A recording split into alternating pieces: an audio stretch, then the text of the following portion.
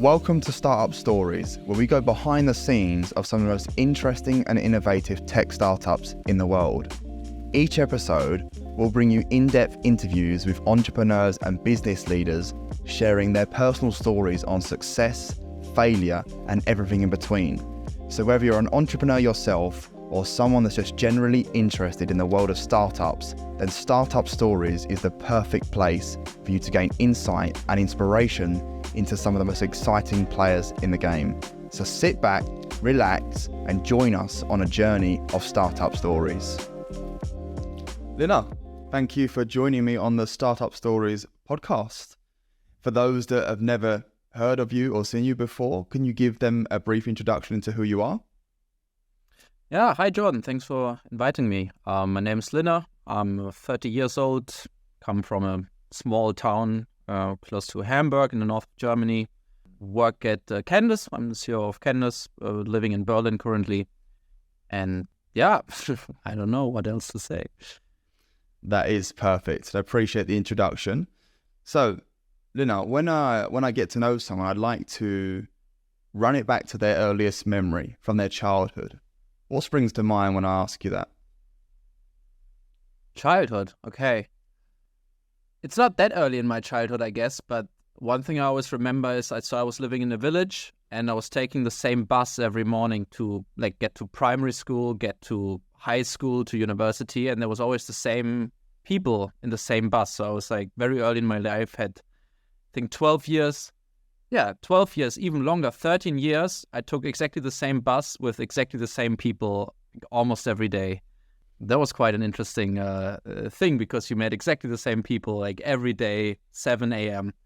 I think that's the most vivid memory I actually have of my childhood.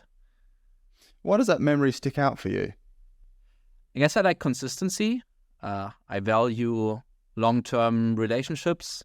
It was some form of a comradery. I don't know, it's, I don't know. It's like people that many times we didn't even talk or so, but we always shook hands, said hello every day, and then just went on with our lives. And then we took the same bus back most of the time, right? So it was I don't know why, but it was because when we went, for example, if we wanted to go to a club or so, we always had to come back together, right? Because there was no way to get, so there was the bus at 11 p.m. or the bus at 4 a.m. So you had to take a decision, and you always had to take it as a group, right? Because you didn't want to be the only one going until 4 a.m., right? So it was quite an interesting time, and also quite an interesting experience to live in a village outside of a city. You just need to be punctual to not miss that bus. You don't want to miss that bus. Okay, so where did you grow up? So I grew up, it's a village called Over. It's south of Hamburg. It's where the river splits into two parts. Nobody knows about it. There's 500 people. Yeah, not a lot going on there. Lots of cows, sheep. Yeah. What was life like growing up there for you? It was quiet. Lots of animals, nature. There was not really anything to do there. There was a football field and a public pool, and that was it, right? You could just visit friends, but otherwise you always had to go to, Hamburg is quite a big city, but that was always, I think to get to the center it was an hour. Okay. So, yeah, it was a quiet childhood.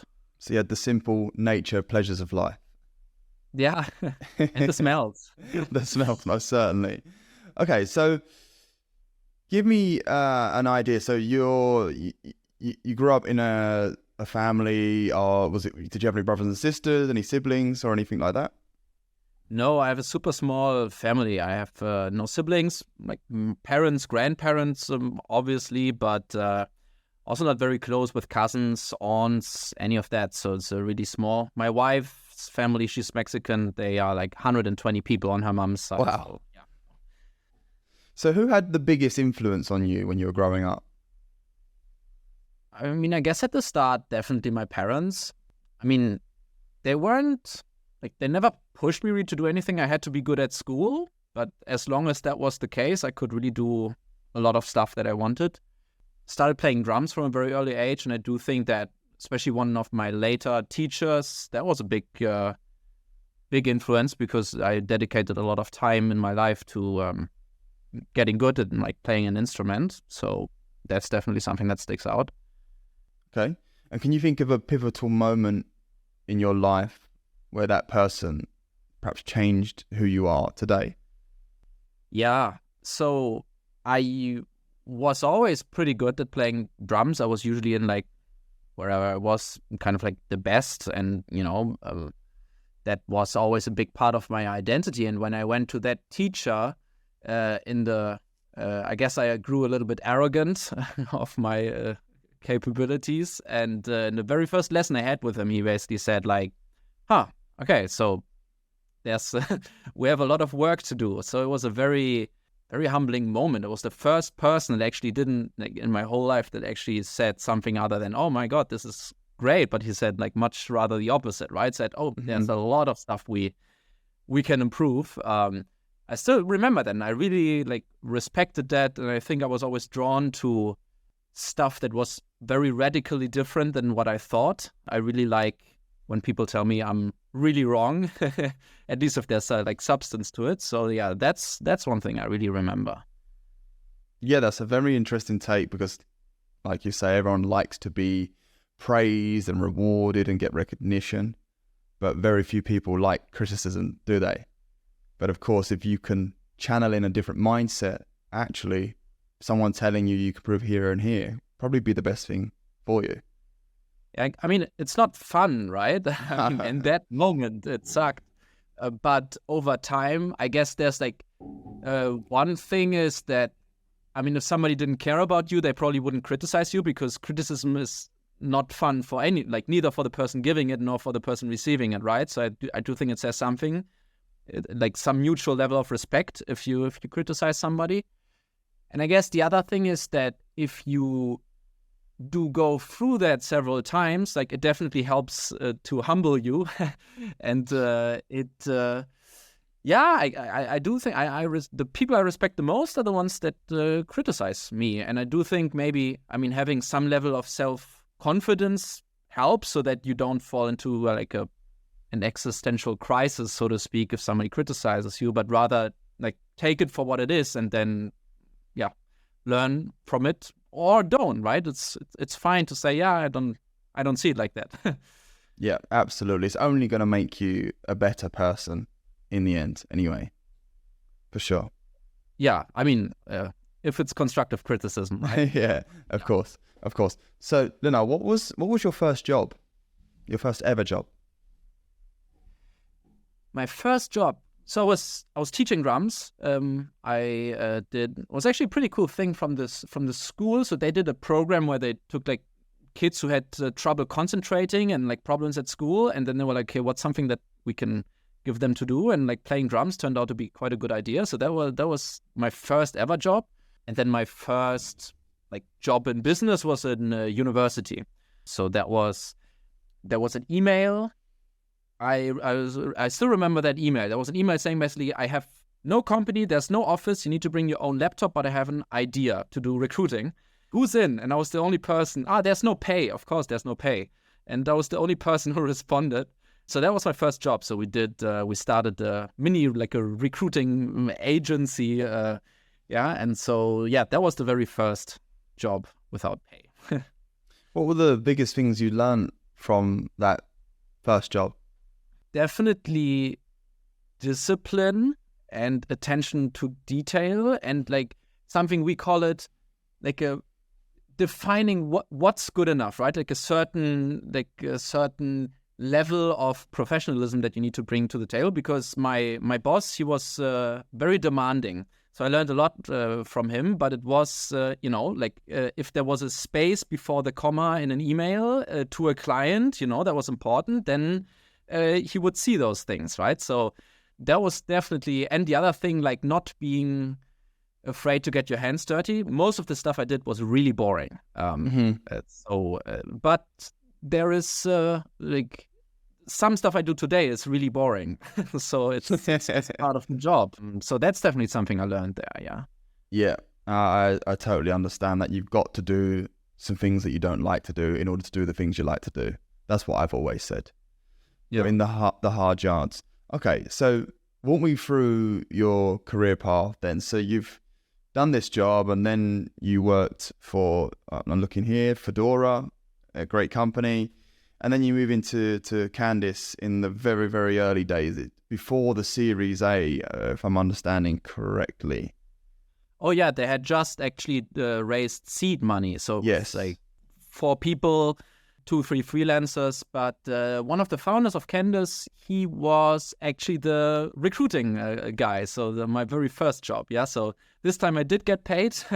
But yeah, exactly. That's how I landed at Candis. So I started out of university at Fedora. Back then was called something else.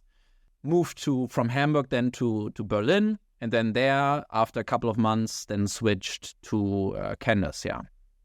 Okay, so walk me through that particular time then. You know, you've got this company, Candis, very early days, far from what they are today. Why do you decide to join them? I was really happy at Fedora. It was a great company. It was super cool, lots of energy, lots of growth, lots of young people at the time, you know, lots of chaos, but lots of responsibility. So I didn't really want to leave. At the same time, so I knew one of the founders, Christopher, from before. So that was definitely compelling. And I guess Fedora had really grown a lot. So when I joined, there was like nothing. It wasn't even called Fedora. And now it was quite corporate-y in a way. So you could like close down your laptop and that was fine. Like nothing exploded. And I guess I really wanted to get back to the very early days.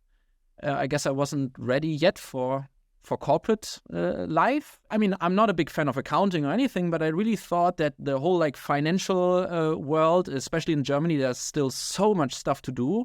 One of my things that I did at that recruiting agency was gluing credit card receipts to paper to then hand those papers to the tax advisor. It was a horrible thing to do. And so being able to solve those kind of things for businesses seemed like a good idea. So I didn't really think that much about it, to be very honest. I just said, okay, let's do it, and joined.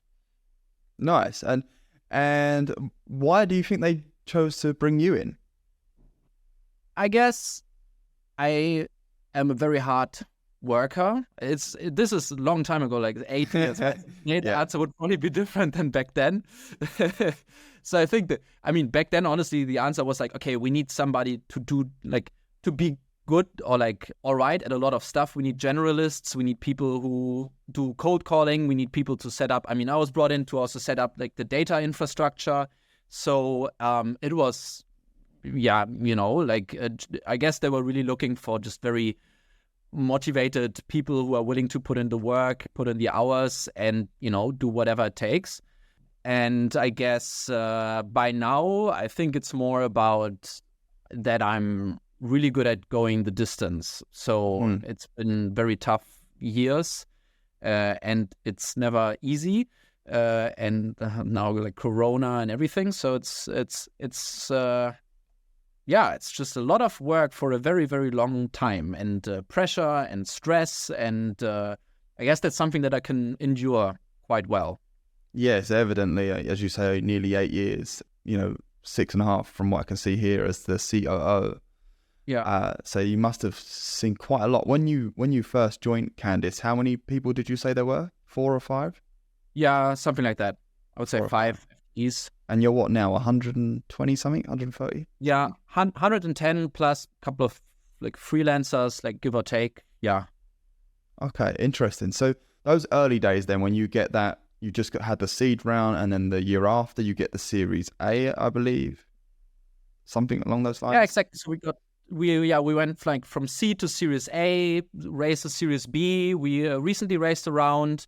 The last rounds, they were like of kind of similar size. Like the good thing about our business is that we do not need so much money because it's actually quite a lucrative business. Like SaaS doesn't need as much money as, food delivery, for example. We're burning money like crazy. Yeah. So yeah, Series B, C, however you would call the stages. Yeah.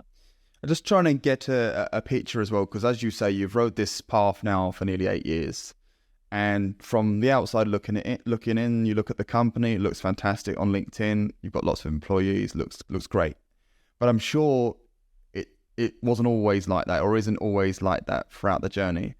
So talk to me about some times where it's been really low and you're thinking, I don't know how we're going to make it through this.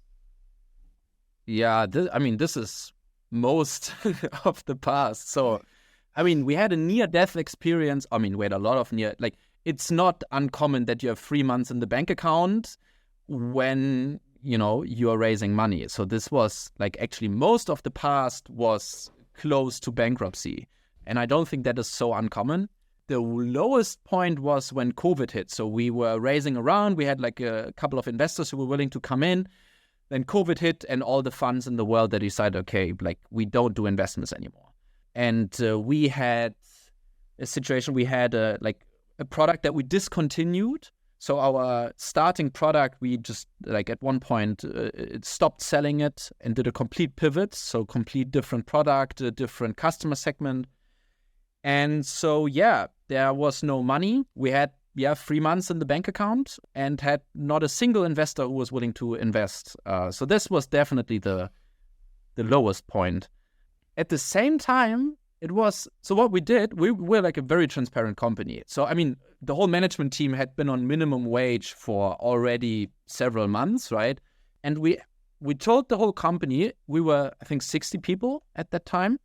We told everybody how it is and said, okay, look, if you're willing to accept, to get paid less and to defer salary until after we raise the round, however much, you need, this will really help, keeping this company, afloat. And every employee, almost everybody went down to minimum wage.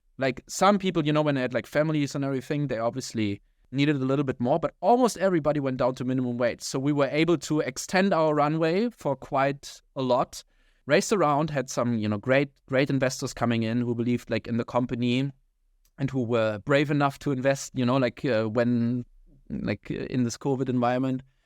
So there, and then that was really the lowest point. And from that on, that was really all success. A lot of the people who were there back then are still here. We paid them a good interest rate on their investment. But that was a very pivotal moment for the company. Definitely the toughest, but also it was a great experience to have people there who say, hey, I believe you, because if we hadn't raised the round, they wouldn't have gotten the money that they lended us, right? So this was quite a big risk for them. Yeah, absolutely incredible. One of the best stories I've heard, to be honest. It's not very often you hear about someone being so transparent, like you say, to 60 employees. And the vast majority of them willing to stay. And I always say with situations like that, it's horrible to be in, but once you've got out of it, it's great to reminisce over that experience, and then you could sort of laugh and be happy about it now because you've made it out the other side, right?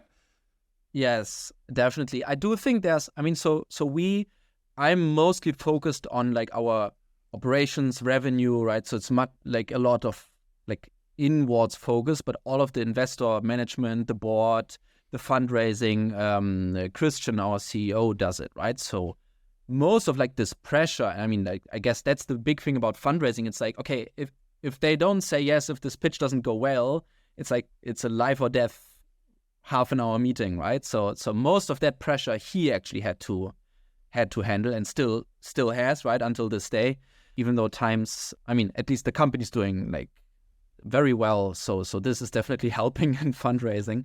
But he has to handle most of the investor pressure. Yeah, totally understood. So besides those ups and downs, which are of course sometimes things that you cannot control, like COVID, for example, what would you say, or maybe we can relate it more to your position specifically, what would you say is the hardest thing been working at Candis? What would you say is the hardest thing? Many things that I do, I start off with not knowing how.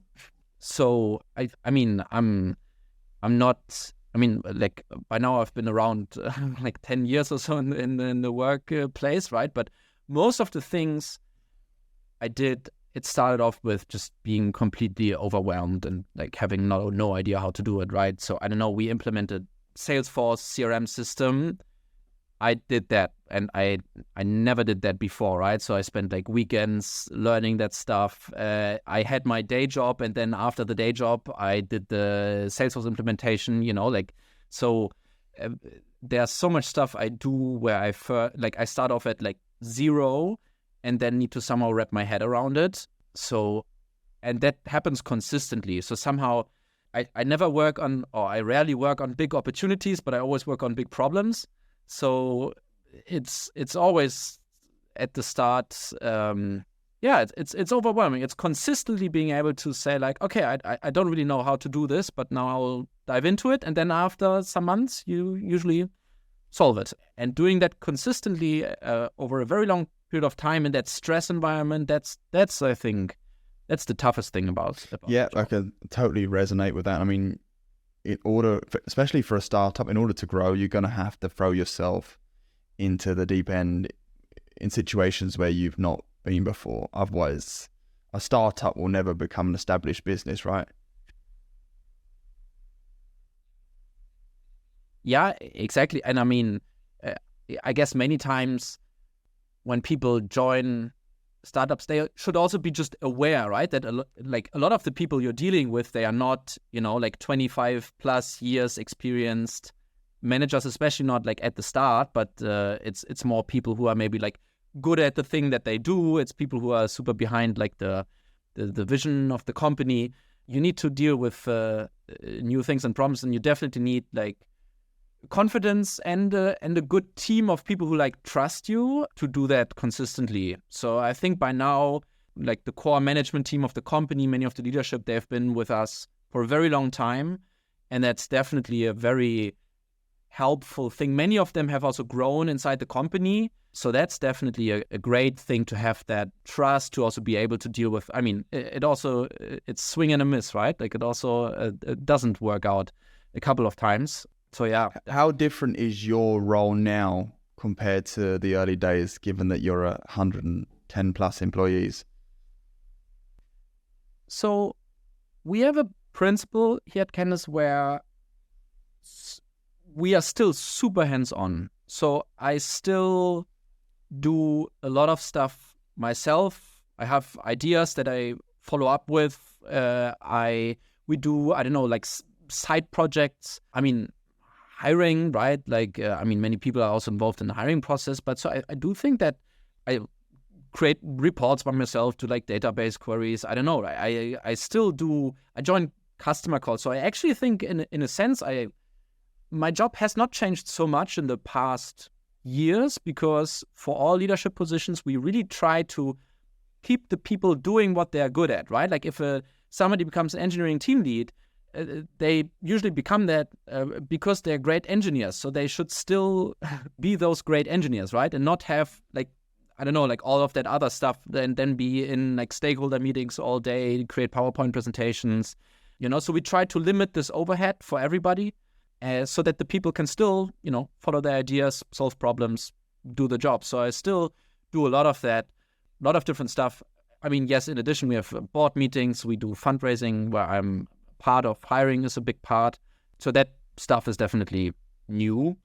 But yeah, so it's constantly changing, but that was also the case 5 years ago. How do you find the market today post-COVID in terms of hiring? Because I know that talent is, of course, the most essential part to any business during their growth phase. It's tough. So what we experience is that actually, so tenure seems to have increased. So same at Candis, also people just don't, it feels like people don't switch jobs so much anymore, that people don't like to relocate anymore, right? There was a period where we hired from everywhere. Right now we try to really focus on Berlin, where our headquarters is. For the developer side, actually, we are able to find great talent. So that is really incredible. So we struggle a lot with German-speaking roles. So because our customers are German, like Mittelstand, so medium-sized businesses, very legacy, traditional companies, and finding B2B marketers who are native German, for example, that's a big challenge for us. And especially like finding more senior. So we hire mostly senior people. We have very few junior roles that we hire. It's difficult. It was always difficult, but now after COVID, it seems like it was even more, or it's even more difficult. We have some roles that we then just gave up.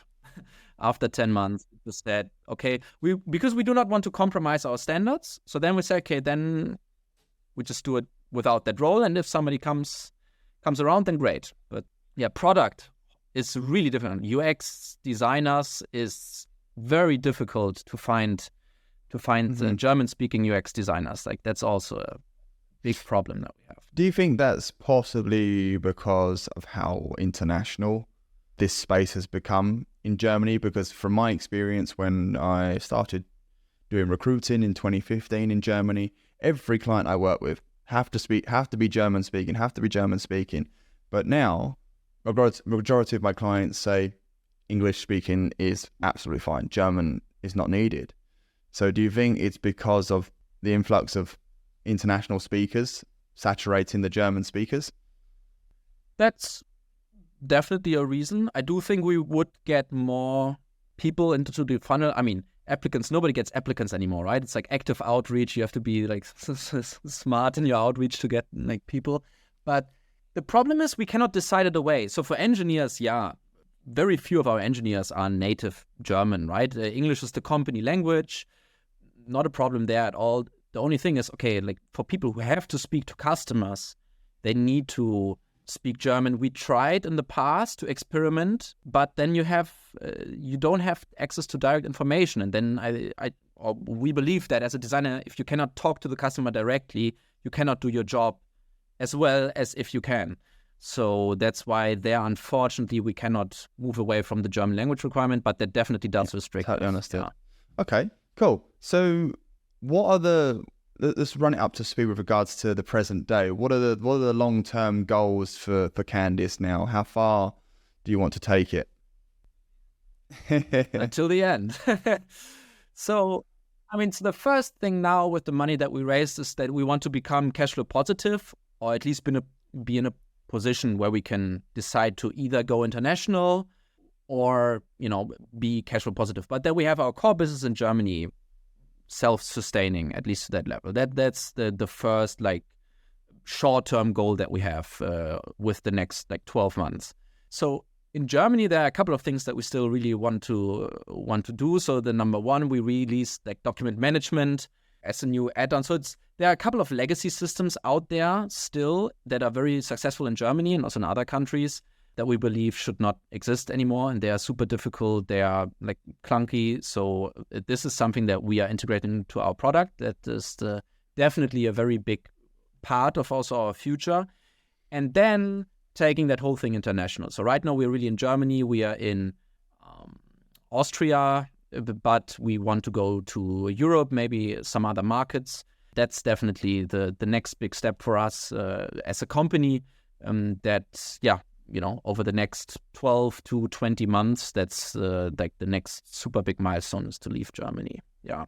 But then, to be honest, I enjoy it here. There's so much room to grow. It's crazy how many problems, like we're solving real problems, like accountants, they're telling us the whole day about, the stuff that we should also do. There's so many ideas where we have high confidence. So I don't think we will run out of ideas over the foreseeable future. And it feels good to, we're not doing super fancy stuff, to also be very honest, right? We are not, not using AI and, it's maybe not as sexy, but we really help people in their everyday job, right? To make that job better. So that's, I think, a very pragmatic mission. Yeah, my next question was going to be, what are your personal motivators for doing what you do? Why do you get out of bed every morning still just as ambitious to do what you do? But I think you kind of answered that there already, but perhaps you can elaborate on why you do what you do personally. So it's like twofold. the number one is Candis specific, because I really like solving a real problem. So at Foodora, again, great company and everything, but I don't think that food delivery is such an existential thing that makes the world a much better place. But, if I now see like an accountant who doesn't need to, send or carry paper folders from office to office, and people don't like them because they always come and are like annoying because they need their invoice approval, and they are now happy and they say, wow, this is super cool, my life is better now. So like solving a real problem, I think that's definitely something I really like, with a business model that makes money. So, that we actually have a margin, that we actually generate money, because, in tough times, we always have the opportunity to think about how can we accelerate growth, because the growth actually brings in a lot of money, right? So if you're in a cash-heavy business where you make very little money or very little profit with your operations, you can only cut costs, right? So this is definitely like a working business model that makes economical sense. That's something that I really need and like. But the second thing is, I always found it interesting how people put in their LinkedIn profile like X Google, X Facebook, right? So because it seems that, there are like these companies where like, oh, people who have worked there, they are very good, right? They're very innovative, or I don't know. So, I mean, I don't want people to leave Candis, right? But if they do, I want Candis to be like recognized as this place where, if you hire somebody who has worked at Candis, that you're like, that's a person that is, good team player, is very competent, that, is not afraid to take on responsibility, right? So this is my personal long-term goal, that Candis becomes that brand in the employer market, yeah. And I have no doubt. I mean, as I said to you prior to this, I've always followed Candis from afar, from the very early days. And to see where you are now is nothing short of brilliant. And I'm sure that you have a big part to play on that from the early days. Which leads me on to my last question. If there was someone else in a similar position to you, and let's say at Foodora, and a new opportunity comes along where it is an early stage startup, or maybe from the very beginning it's just an idea, obviously there's a lot of risk involved in that. But if there is a huge potential with that company, what advice would you give to that person that's perhaps on the fence of taking a jump in something new like that? I think I had the advantage that when I joined Candis, I didn't need a lot of money, right? I was I basically said, okay, look, what's the amount of money that I need, right, to sustain my way of life? And then if you can take that risk at your young age, amazing. Because even if it doesn't work, like it doesn't really, like I was always prepared that Candis didn't work at the start, right? After like 3-4 years, I was like, okay, no, this is it. But so from the very start, I was like, okay, if it doesn't work, it doesn't work. Like I will learn a lot of stuff, and I can afford to take the risk right now, if I'm being very honest. So I would always, I think a lot and I overthink a lot, but I somehow didn't really think a lot about joining Candis. It was a very quick decision, same as all my jobs. My very first job, I didn't think a lot. I just took it, right? Same as like the Foodora thing was also like a very, I don't know, like it was a like in the moment decision, which is not very like me. But so if you can take the risk, I would always do it. Like if you have, the financial freedom to, let's say it doesn't work out, you get your unemployment. I mean,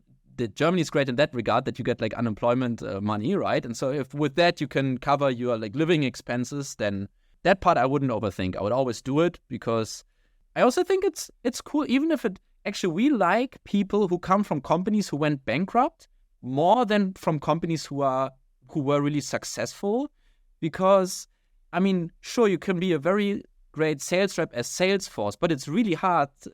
It's really hard selling a product that is like shitty with a lot of bugs. It's much easier to sell like the market leader in a certain software category, right? So we actually like people who come from companies who struggled, who for a long time, try to get to product market fit. That's a very compelling attribute to have. So yeah, I would not overthink it. I would always take the risk. Yeah, I 100% agree with that, because those people that have come from those bankrupt companies have definitely had a lot more adversity, and to have stuck at it till the very end shows a lot of resilience and discipline. Whereas, like you say, someone at Salesforce, for example, that have had no real adversity, probably other than the experience of learning the new way of the way the company does things, but nothing like what you'd get a company that's gone bankrupt. Yeah, I guess you solve other problems there, right? But I guess for us, at least, the more relevant experience is the endurance and the constant experimentation, and that's definitely the compelling thing for us. Well, Linnar, thank you so much for joining me on the Startup Story podcast. It was fantastic to learn all about your journey from the very early days to where you are now. You obviously demonstrate a lot of resilience. You strike me as someone that doesn't really procrastinate too much. You either weigh up the pros and cons and make a decision, and that's obviously what's got you to where you are today. So thank you. My pleasure. Yeah, thanks, Jordan. Thanks for listening to this episode of Startup Stories. I hope you enjoyed hearing from our guests and learning more about their journey in the startup world. Of course, we'll be back soon with another exciting episode featuring a new guest, so make sure to subscribe to our podcast so you never miss an episode. Also, don't forget to follow us on social media for updates and additional content. And lastly, if you have any suggestions for guests or topics you'd like to hear about, then let me know. All feedback is appreciated. Thanks for listening, and I'll see you next time.